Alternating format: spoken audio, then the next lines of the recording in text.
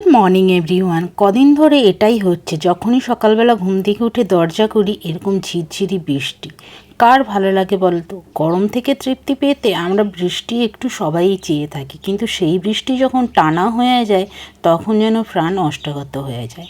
আজকে চা খেতে খেতে ঠিক করলাম যে আজকে আমি একটু খিচুড়ি খাবো। যেমন ভাবা তেমনি কাজ, চলে গেছিলাম বাজারে, কিন্তু গিয়েও কোনো লাভ হয়নি। এই বৃষ্টির মধ্যে যা যা কিনতে গেছিলাম কিছুই পেলাম না। তাই ঘরে যা ছিল আর টুকটাক যা কিনে এনেছিলাম সেটা দিয়ে খিচুড়ি বানাবো। তা আমি এখানে প্রথমে চালটা রেডি করে নিচ্ছি। আমি নিয়েছি গোবিন্দভোগ চাল, যতটা চাল নিয়েছি তার হাফ 2 রকম ডাল মিশিয়ে নিয়েছি। তোমরা যদি একটা ডাল দিয়ে করতে চাও তাহলে অবশ্যই চাল আর ডালের পরিমাপটা একই রকম থাকবে, মানে যতটা চাল ঠিক ততটাই ডাল।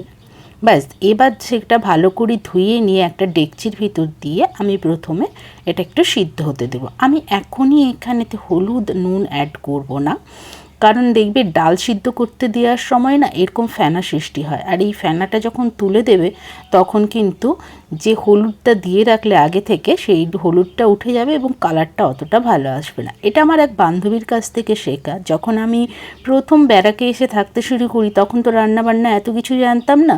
তো ও একদিন রান্না করছে ডাল, তো ওকে দেখে আমি বলছি এটা তুই কী করছিস, তো ওর কাছ থেকে এটা শেখা। তো যাই হোক, ওইদিকে ডাল চাল আমার সিদ্ধ হচ্ছে, এদিকে যে সবজিগুলো আমি ছোট ছোট করে কেটে রেখেছিলাম সেগুলোই একটু হালকা করে ভেজে নেব, খুব বেশি ভাজবো না, মোটামুটি একটা হালকা ভাজা ভাজা ভাব আসবে। তো আমার একদমই সবজিটা ভাজা হয়ে গেছে, আমি 2 থেকে 3 মিনিট মতন ভেজেছি। এবার এটা আমি ওই খিচুড়ির ভিতরে ভালো করে মিশিয়ে এটা সিদ্ধ হতে দেব। আর এটা সিদ্ধ হতে হতে আমি একটা পেস্ট বানিয়ে নেব মশলা। আমি খিচুড়িটা নিরামিষ করছি, তাই 2টো কাঁচা লঙ্কা, আদা আর টমেটো দিয়ে একটা পেস্ট বানাবো। সত্যি বলতে খিচুড়ি না আমার আমিষ একদম ভালো লাগে না, জানি না কেন, হয়তো আমি ঠিকভাবে রান্না করতে জানি না, সেই জন্যই হয়তো হবে।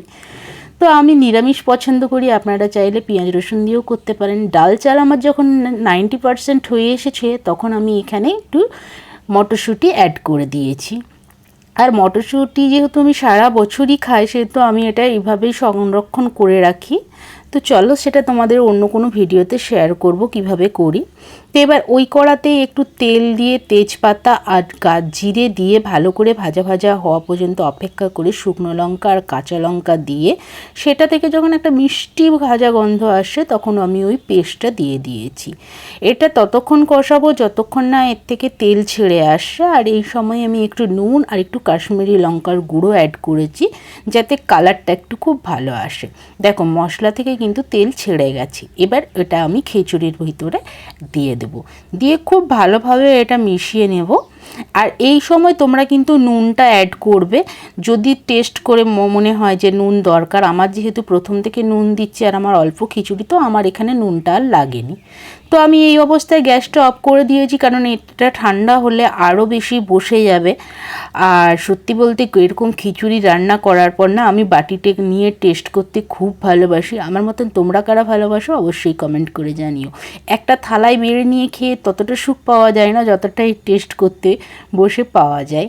আর খিচুড়ির সঙ্গে খাওয়ার জন্য আমি একটুখানি এখানে পাঁপড় ভেজে নিয়েছিলাম, আর পোস্ত ছড়িয়ে আলু ভাজা করেছিলাম, আর সাথে ছিল গরম গরম ডিমের ভাজা। পুরো খিদে পেয়ে গেল। তারপর স্নান টান করে নিয়ে একদম পুজো করে আমি আমার লাঞ্চটা রেডি করে নিলাম। তো এই ছিল আমার আজকে খিচুড়ির সঙ্গে খাওয়ার জন্য আলু ভাজা, পাঁপড় আর ডিম ভাজা। আচ্ছা, তোমরা খিচুড়ির সঙ্গে কী দিয়ে খেতে বেশি ভালোবাসো আমাকে কিন্তু প্লিজ কমেন্ট করে জানিও।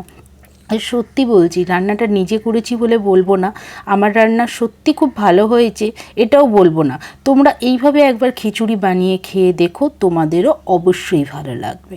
খাওয়ার পর আর কি, এবার তো ডিউটি যেতেই হবে, আর কোনো রেহাই নেই। তো চলো আজকের ব্লগটা এখানে শেষ করে দিচ্ছি। তোমাদের ভিডিওটা কেমন লাগলো অবশ্যই কমেন্ট করে জানিও, আর যদি ভালো লাগে প্লিজ একটা লাইক দিয়ে চ্যানেলটা সাবস্ক্রাইব করে পাশে থেকো। আবার আমি খুব তাড়াতাড়ি আসছি তোমাদের মাথা খারাপ করার জন্য নেক্সট ব্লগ নিয়ে। তো আজকে এই পর্যন্ত, টাটা, বাই বাই।